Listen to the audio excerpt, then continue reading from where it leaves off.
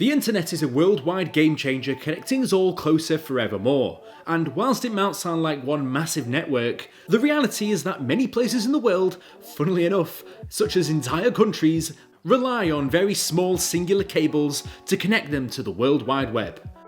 So today we're talking about the story of when one Georgian woman cut a cable which pretty much cut out the entire internet for the country of Armenia. You might be wondering how the hell something like this happened, and well, we're going to delve into that today. Hello! Welcome to Brainspill, the laziest show on the internet. My name is Tank, and yes, this is the story of an old granny that cut off an entire country's internet. An old lady was scavenging one day for scrap copper to sell, only to cut through a cable that was, just kind of there. Not thinking much of it, she cut through the wire and collected the copper for herself. What she didn't know on that fateful day, however, was that her fellow country of Georgia actually provides about 90% of Armenia's internet. So by cutting a singular wire, she accidentally cut off the internet for pretty much the entire country. So if you want to know the culprit, this is her right here. This is the kind of person who, if you were to guess anybody to cut off the internet for an entire country, this would be the last thing you'd think of. This is Hayastan Shakarian, the lady who cut off the entire country's internet. Such internet outages are normally reserved for world-ending disasters or catastrophic events, but in this case, it was all the doing of this 75-year-old woman. Look, this story pretty much writes itself, people, and I'm fairly sure that if this woman knew what this cable was, she would have probably still cut it because, hey, money's money at the end of the day. Web users in the nation of about 3.2 million people soon realised that they were without internet services for at least 5 hours for the main internet providers of the country, Armantel, FiberNet Communication and GNC Alpha, to get their act together and actually figure out what the hell happened. It then took even longer for them to identify the issue and resolve the problem, resulting in people having no internet for about 12 hours. Because if you work for the internet provider of Georgia and that you know that the entire country of Armenia is pretty much served by a single cable, logic would dictate that you'd probably check that cable first. But apparently it took 12 hours to fix. But you know what, I kid, because I know that it's probably a lot more complicated than that. So complicated, in fact, that I'm incredibly surprised that they had no safety features or no backup cables to ensure that something like this, by cutting a single wire, could ever happen. Things were apparently so bad that even news reporters were having trouble just reporting the news, basically just staring into blank screens, which I find absolutely hilarious. As funny as this story is, I do feel the plight because we've become so accustomed with the internet and just living with it every day. I mean, you can pull your phone out of your pocket and you're connected to the internet pretty much. It's crazy. And not having that, well, I can imagine that you go stir crazy pretty quickly. And I should know. I remember when I moved into this flat, I basically had no internet for about a week. So, you know what, if 12 hours sounds bad, imagine doing it for a bloody week. I basically had to play the Adventure Time RPG game the entire time because that was the only game I had downloaded that I could play offline. So, learn from my lessons, people. Make sure you download some stuff to do offline because you never know when an old granny's gonna cut off your internet.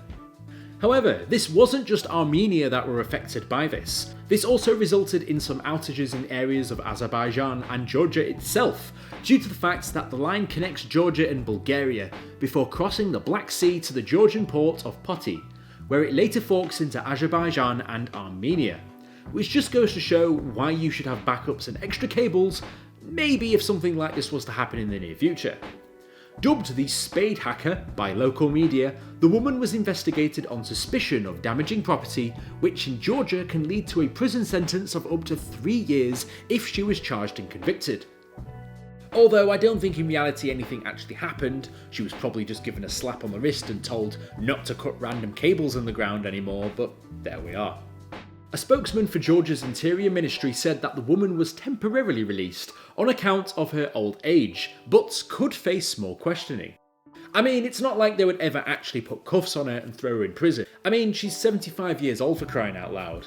And when asked about what she'd done, quote, she had no idea what the internet actually was. So even if she admitted what she did, She probably didn't realise how big of an effect her cutting that single wire actually had. I joke about the fact that they couldn't find the fault in this one cable, but you'd imagine that such an outage is actually a massive operation, which it was for the network who had to scramble to find out where the fault was. The damage was detected by a system monitoring the fibre optic link from Western Europe and a security team which was sent to where they believed the severed cable actually was. The woman was apparently arrested shortly afterwards, in which you would also ask why she was still there. After that long, you'd think you'd just take your copper and run. I mean, a 75-year-old woman probably couldn't run very far, but at the very least, you could perhaps have a little bit of a walk away and pretend that you saw nothing. You might also be wondering how a cable that serves an entire country's internet was so easily accessible. And what I think about this whole thing is, yes, this woman cut the cable, and that's fair enough. But if the cable was that easily obtainable, surely, at some point in the near future, something else would have affected it. There'd be some elements, or an animal, or something that would sever that wire, basically meant that this cable wasn't buried far enough, or something to that effect. The reality was that the cable had likely been exposed due to heavy rainfall and landslides, resulting in the cable being exposed. This was according to the Georgian railway network, so even if an old lady didn't cut the line, it was likely only a matter of time before something else came along and damaged the cable instead. The mainline fibre optic cable likely had a fair bit of copper in it, hence why she probably severed the line without a second thought. As a matter of fact, searching for scrap copper is actually quite a common way of making income, particularly if you live in one of the post-Soviet countries. Meaning that people take what they find.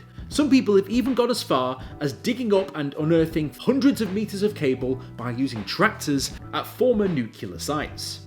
So yeah, this story is pretty wild, and what I find even funnier is the fact that she had no idea what she'd just done. She just thought, cut the cable, take the copper, and shut down Armenia's entire internet.